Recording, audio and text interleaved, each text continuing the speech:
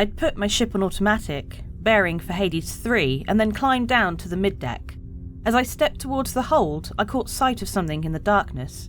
I couldn't say it was even human, but humanoid at least. I had an immediate impression of a body with exposed musculature, covered in blue-hued veins. It turned to look right at me when my ship suddenly rocked. It was gone. It was a nanosecond of an encounter, but I was left with a terrible sense of presence. It was as though I'd seen something my mind couldn't understand. The feeling never passed. I sold the ship when I got home. It didn't feel like mine anymore. Technically classified as unclaimed by UEE Stellar Cartography, Hades was once home to an impressive civilization that seems to have destroyed themselves.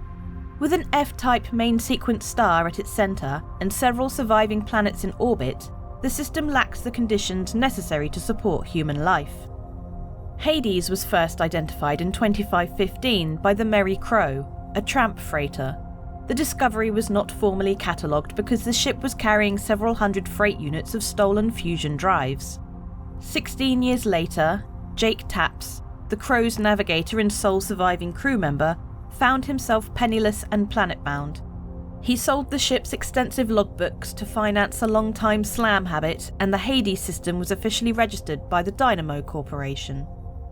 Interest in the system skyrocketed once exploration ships conducted their initial survey. While the system was deemed totally inappropriate for terraforming, they located significant evidence that all of the worlds were once home to an extinct spacefaring society. Decades of research have been unable to create a complete picture of an advanced society that ultimately wiped itself out through internecine conflict. It was this grandiose level of destruction that gave the system its name and made unlocking the truth seemingly impossible.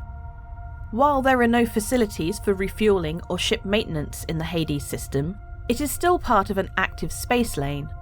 However, most ships stick to the shipping lanes between jump points. For most, only danger awaits those who venture off course. Most of those who are willing to traverse onto the planets are xenoarchaeologists and tomb raiders. Despite the widespread devastation, thousands of shattered structures have been identified on Hades' graveyard worlds, and many more are believed to exist underground. Countless artifacts are taken or stolen from these sites each year, and it is believed that there are a number of ongoing operations from questionable corporations trying to locate some of the technology that the Hadesians used to destroy themselves. The first planet in the system completely lacks any atmosphere. Scattered, unnatural craters and ruins indicate that the Hadesians must have colonised Hades 1 in a limited capacity. Scientists have been unable to figure out whether it was always this way or whether the atmosphere was another victim of the war. Hades 2 retains something of an atmosphere, but it is a violent one.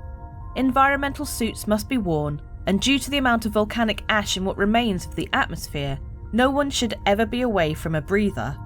Sprawling Hadesian cities spider across the landscape, every single one of them dead and withering away in the unrelenting wind. The unstable nature of the ruins makes this surface a very precarious one to try and explore. Deposits of unusual minerals, including cerium, have been discovered amidst the rubble on Hades 2. Although, due to the archaeological value of the system, no major mining operations have ever occurred. Thanks, in large part, to a diligent group of activist archaeologists and preservation groups that keep a vigilant eye on the planet's topography and threaten to publicly shame any mining operation that disturbs it. On the surface, Hades 3 matches 1 and 2. It is a gruesome landscape of impact craters and shattered cities. The atmosphere is toxic, and only the best equipped teams should attempt to make landfall. Despite this, countless ruins have been documented over the years, perpetuating the belief in certain circles that there is still much to discover in Hades. Hades 4 is commonly considered a half-planet, leading to the somewhat confusing 3.5 worlds in the formal UEE listing. While the entire planet still exists, and has not degenerated into a complete asteroid field, it does so in two distinct halves. It's impossible to wholly comprehend the absolute horror of a weapon capable of destroying an entire planet, but it is difficult not to marvel at the spectacle of this desolation. There are as many theories about the Hadesians' nature as there are stars in the sky. Every year, a fresh batch of university graduates descends on the system, hoping that they will be the ones to finally crack the mystery of the civilization, and every year, they go away in frustration. Scientists have managed to roughly determine their physical dimensions and that their civil war was fought roughly 300,000 years ago. Based on sparse skeletal and architectural evidence, a recent theory that Hadesians were roundish creatures with a bulky central body with multiple thin appendages, a number that apparently varies from Hadesian to Hadesian, and a pair of long arms complete the figure. A sharp contrast to what was considered the most accurate renderings of Hadesians from researchers only a few years prior. Ho ho ho, it's me, Father Nordmus. That's right, it's that time again to see who is on my naughty list for who doesn't have a VPN. No, that's Northern Claus! Grass from Northern Claus, Timmy. You should be scared of not having a VPN. As you know, Father Nordmus punishes all that disobey him. It's the perfect Nordmus present, Timmy. There's no excuse. I can see all of your website history, and I'm going to sell all of your data, Tim. NordVPN helps protect your online activity, gives you greater accessibility to the content you want by changing your location, and much, much more. Go to nordvpn.com/BoredGamer before Das Northern Claus finds you. Do you like using your eye holes for extra immersion in Star Citizen and help aim and do some cool stuff? Well, you can with Tobii Eye Tracker 5, which is on sale at the moment. This gives you native high-precision head and eye tracking in Star Citizen. Very cool for general immersion, for combat both in ship or on foot. They are absolutely fantastic pieces of kit, and both Zin and I have one. Use the links below to grab one or to find out more. Every month we have a Star Citizen ship giveaway. For December, we are giving away a Drake Corsair. It's the winner of the 2953 Ship Showdown and one of the stars of the Intergalactic Aerospace Expo.